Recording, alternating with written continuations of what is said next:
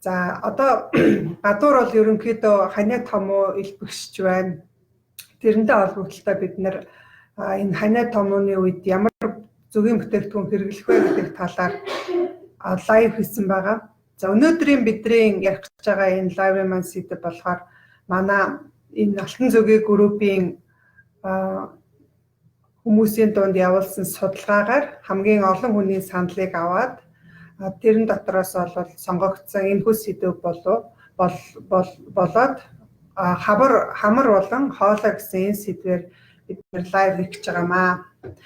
За тэгэхээр хамар хоолой ярихаас өмнө эхлээд энэ хамар болон хоолой гэдэг энэ эрхтнүүд маань өөрөө ямар үүрэгтэй, ер нь ямар эрхтэн тогтолцоонд ордгийг, ямар эмгэгүүд байдгийг, яаж ангааж урьдчилан сэргийлж болдгийг гэдэг талаар мэдээлье. За эхлээд ерөнхийдөө хүний амьсгалын эрх тогтолцооны талаар бас товчхон дурдъя гэж бодоод байна. Тэгэхээр бид нэр бас амьсгалын эрхтэн тогтолцоо бас яг ямар эрхтэн ордог вэ гэдгийг зарим тохиолдолд зардаггүй. Тэгэхээр бид нэр амьсгалын замаа дээд болон доод гэж хоёр хуваадаг. Амьсгалын дээд зам, амьсгалын доод зам гэж хоёр хуваадаг. За тэгэхээр бидний амьсгалын дээд зам гэхээр ямар эрхтнүүд ордог вэ гэхээр за нэгдүгээр бидний яг энэ агаар амьсгалж байгаа тэр эрхтэн бол бидний хамар байгаа. Ам байна.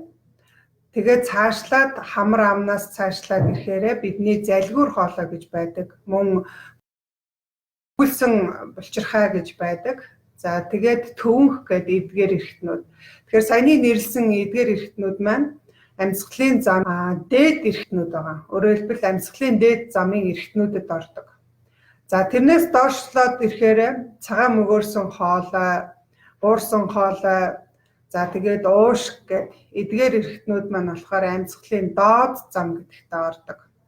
За тэгэхээр амьсгалын доод замыг өвчлөхөөс сэргийлэхийн тулд бид нар яах ёстой вэ? Тэгэхээр амьсгалын дээд зам маань өөрөө эрүүл байх ёстой, маш сайн хамгаалалтай байх ёстой байх нэ. Тэр утгаараа бид нар одоо хүн ханиад томоо хүрлээ гэхэд бол шууд одоо уушгины хатхаа юм уу эсвэл бронхит болчдоггүй. Тэгэхээр бид нар одоо энэ амьсгалын дээд зам маань өөрөө ямар үүрэгтэй вэ гэдэг талаар эхлээд яриа гэж бодож байна. Тэгэхээр та бүхэндээ хэлэхэд энэ лайвын туршид сонирхсон яг энэ сэдвтэй өнөөдрийн сэдвтэй холбогдолтой асуулт бичээд байгаарай. Тэр асуултын хариултыг бол би ярианыхаа дундуур бас яриад явчихъя. Ягаад тэгэхээр лайв маань нэг тийм их урт хугацаанд явагдахгүй нэг 30 минут дотор явагддаг учраас та бүхэн яг өөрийнхөө сонирхсан асуултын дагуу хариулт авахыг хүсэх юм бол өнөөдрийн сэдвтэй холбогдолтой асуултуудаа бас асуугаа явчихаарай гэж хэлмээр байна. За тэгэхээр амьсгалын дээд зам гэхээр бид нэр хэллээ. Хамгийн эхлээд бол бидний хамар ордог байх нь. Тэгэхээр хамар гэдэг бол бидний амьсгалын одоо амьсгалын замын үүд нь босго нь болдог эрхтэн байх нь. За тэгэхээр одоо жишээ нь гадаа өнөөдөр гэхэд хасах 10 градус байна. Бүр одоо их өдөрх юм бол хасах 20-30 градус болдог штэ. Тэгэхээр хүний биеийн температур ч өөрөө 36-7 градус байдаг. Гэтэл агаарын температур маань хасах 20-30 градус байна гэдэг чинь энэ температурын зөрөө бол бүр одоо 40-50-60 хэмээн зөрөөтэй байгаа. Тэгэхээр бид нар энэ хүйтэн агаар маань шууд бидний амьсгалах эрхтэн одоо доод эрхтэн болсон уушг руу бол шууд орчдоггүй юм байгаа. Тэгэхээр хамгийн түрүүнд бидний хамраар ороод тэгээд бидний одоо хамрын дайвар хүндий гэж байдаг. Тэр хүндийгээр тэр агаар маань орж тодорхой хэмжээгээр бүлээсээд тэгээд цаашлаад одоо энэ юуны мөгөөрсөн хоолоогоор дамжаад уушг руу бүлээн агаар болж ордог. Тийм учраас бидний энэ хамрын хүндий, хамрын дайвар хүндий гэдэг маань хүний биеийг энэ хүйтэн эрс төс хүйтэн агаараас бас хамгаалах үүрэгтэй ийм байдаг байхын тийм ээ. За нөгөөдөөгөр хамрын яг үүдэн хэсэгт бол өс байдаг. Тэгэхээр энэ өс маань бас өөрөө тодорхой үүрэгтэй. Тэгэхээр бид нэр агаартай хамт бол юу орж ирж байгаа вэ гэхээр шороо, тоос, маш их нарийн ширхэгтэй юм шороо тоос орж ирдэг. За цаашлаад гэвэл агаарын замд байдаг хүний биед аллергийн хашил үүсгдэг ийм бодисууд бас агаартай хамт орж ирдэг. Тэгэхээр тэр бодисыг тоос шороог хүний биед цааш нь нэвтрүүлэхгүй байх зорилгоор бас энэ бидний одоо хамрын одоо юу маань үс маань тодорхой үүрэгтэй ажилдаг байх нэ.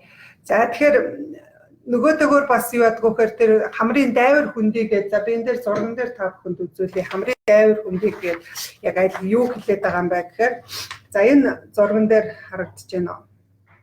За энэ бол бидний хамар байна тий. За энэ хамар бол өөрөө ингээд дундаа олон хөндийтэй. Хамрын дайвар хөндий гэхээр одоо жишээлбэл бидний энэ хацрын хөндий байгаа. За хацрын юм хоёр хөндий байдаг. За энэ духны хөндий гэж байдаг. Духны хөндий гэж байгаа. За энэ хацрын хөндий, духны хөндий мөн энэ нүдний орчимд бол жижиг юм хөндийнүүд байдаг. Тэгэхээр энэ одоо хүний нүүрэнд байдаг энэ хөндий эрхтнүүдийг бол бидний хамрын дайвар хөндий гэж нэрлэдэг байгаа. За тэгэхээр энэ хамрын дайвар хөндий маань бидний амьсгалсан агаарыг бүлээцүүлэх үүргийг гүйцэтгэхээс гадна нөгөөтэйгөр гэвэл бас тодорхой хэмжээр чийгшүүлэх ийм за тэгэхээр энэ дээр асуулт ирсэн байна. Энэ асуултаа уншъя. За манай байнгын идэвхтэй оролцогч гант уяад орж ханаа дөнгөж хурж эхэлж байгаа үед ямар арга хэмжээ авах вэ гэсэн асуултыг тавьсан байна. За энэ бол их гоё асуулт байна. Яагаад тэгэхээр одоо бол хамгийн хэрэгтэй. Одоо ингээ удахгүй цагаан сар болоод фэйсбүүкээр яригадаад байна шүү дээ. Хүүхдийг битээ өсөж үнсээрээ, духан дээр нь үнэрлэж үнсээрээ гэж яваад байдаг те. Тэгэхээр ханаад томооны вирус энэ бол вирусаар үүсгэгддэг өвчин. Тэгэхээр энэ вирус маань өөрөө агаар туслын замаар дамждаг. Тэгэхээр агаараар дамжиж болно. Тусал буюу хүний биеэс ялгардаг шингэнүүд болсон нус цэр одоо шүлсээр дамжиж бус хүнд халдварлагддаг. Тийм учраас ханиадны энэ вирус маань бас бид нар хамгаалахын тулд тодорхой юм юу хэрэгтэй байх. Одоо цагаан сараар тийм ээ энэ хамгаалалт хэрэгтэй байгаа. Нөгөө талаар гэвэл ханиадны вирусын нэг онцлог нь одоо яригадаад байгаа А вирус буюу H1N1 гэдэг вирус байна шүү дээ. Тэгэхээр энэ вирус маань өөрөө ер нь бол ханиадны вирус маань онцлог нь юу байдг вэ гэхээр хүүтэнд маш тэсвэртэй. Халуун тэсвэргүй байдаг. Тийм учраас энэ одоо гадаа хүүтэн болоод ирэхээр энэ вирус маань идэвхждэг гэж ойлгож болно. За ханиадны ямар нэгэн замаар агаарын замаар юм уу эсвэл туслын замаар таны хамрын хөндийд орё. За хамрын хөндийд оронгуудаа шууд цаашаага яваад уушг руу орчдоггүй. Ягаад тэгэхээр замд нь бас энэ хамрын хөндийд байдаг хамгаалалтын механизм ажиллаж байдаг. Тэгэхээр хамрын хөндийд одоо шүүрэл ялгаруулдаг хундган эс гэж байдаг. Тэгэхээр энэ хундган эс маань хүний хамраас нусыг гаргахад өөрөөр хэлбэл шүүрлийг ялгаруулахад оролцдог юм хэрэгтэй. За тэгэхээр ханиад томооны вирус маань хамрын хөндийд оронгуудаа өөрийгөө ингээд тодорхой хэмжээнд одоо унгаачихгүй тулд өөрөөр хэлбэл тэр хамрын салтад наалдаж бүх бат байхын тулд энэ хамрын хундган эс гэдэг энэ эс орчдөг. Тэгэхээр маань өөрөө тэгэхээр хамрын хөндийд байдаг нусыг үйлдвэрлэдэг, хамрын энэ шүүрлийг үйлдвэрлэдэг. Тэрхүү эсийн дотор нь ороод үржээд тэгээд тэр эсийгээ одоо гэмтээчдэг. Тэгэхээр бид нар ханиад хамгийн түрүүнд хүрснээ яаж мэддэг вэ? Ханиад хүрчлээ дээ гэдгээ бид нэр яаж мэддэг вэ? За энийг бол манайх ер нь баг бүгдээрээ мэдэх ба ханиад яг үнэ тэ найтаадаг гэж байна. За өөр ямар хамар найт яг ханиад байна. Өөр яаж болдгоо ханиад хүрч ин да гэдгийг та өөрөө яаж мэддэг вэ? Нус гоож ямар байдаг вэ лээ? Ус шиг шингэн байдгүй. Хахан шингэн. Тийм зөв штэ тий шингэн байдаг. Яагаад ингэж ханиад хөрөнгөд би арзаадаг гэж юм. За зөв ханиад хөрөнгөд ингээд тусаад эхэлдэг. Бүр өөрийн мэдлэггүйгээр ингээд удирдлаггүй тусаад эхэлдэг штэ. Энд чи яаж юм гэхээр нөгөө байна гэсэн. Оронгуудаа тэр нь арилгаа нэг амьд бие чинь оронгуудаа тэнд үсгээд өөрөөр хэлбэл тэрийг ингээд эзэлж авахын тулд гимтээгээд гимтсэн эс маань буруу ажиллаад эхэлнэ л гэсэн байна ш. Тэгэхээр нөгөө шүүрлээ ялгаруулдаг байсан чинь бүр хэд их шүүрл ялгаруулснаас болоод нус их хэмжээгээр гардаг байх юм тийм ээ. За тэгэхээр бид нар ханиад хамгийн түрүүнд хөрөнгүүд одоо нус гардаг. Тэгээд мэдээж тодорхой хэмжээгээр хүний биедх хүчил төрөгч багасаад ирэхээр нөгөөдөгөр цусны эргэлт багасаад ирэхээр толгойд тарих өвдөх ч юм уу бие сулдах. За тэгээд халуурч хүлээр шинжтэй бол илэрдэг. Тэгэхээр хамгийн түрүүнд шууд антибиотик уучих. Би ханиад хүрж ийгээд аптек гүйж очиод эмийн сангаас дураараа нэг антибиотик аваад уучдаг. Энэ бол бүр хамгийн буруу юм байгаа. Ялангуяа одоо энэ залуу ээжүүд бол ерөөсөө энэ эмнэлэх дуртай. Тэгээ шууд эм уучдаг. Ингэж ерөөсөө болохгүй. Тэгэхээр энэ нь яаж нөлөөлөх вэ гэхээр хүний бие чинь өөрөө маш ухаалаг юм тогтолцоотой байдаг. Хэрвээ тодорхой хэмжээгээр энэ вирус хүний биед ороод ирчвэл тэр вирус маань юу хийдэг вэ гэхээр хор ялгаруулна.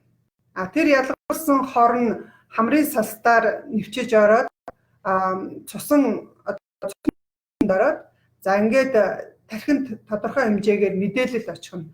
За ингээд вирусууд ингээ хамрын хүндийнд ороод ирсэн байна. Энд үржээд байна гэдэг. За тэгэнгүүт тарих ямар команд өгдөг вэ гэхээр энэ вирусыг устгах командыг өгдөг. За энэ вирусыг устгахтаа нэгдүгээр хүний дархлааны эсүүдийг их хэмжээгээр одоо өөр хэсэгт байгаа дархлааны эсүүдийг хамар руу явуулна гэсэн үг. Өөрөөр хэлбэл цаашаа хамрын уушиг руу оруулахгүй тул хэмжээний дархлааны эс буюу за нөгөөдөөр би түрүү энэ ханиан одоо вирусаас ялгаатай нь юу гэдэг вэ гэхээр хүйтэн тэсвэртэй халуунд тэсвэргүй байдаг.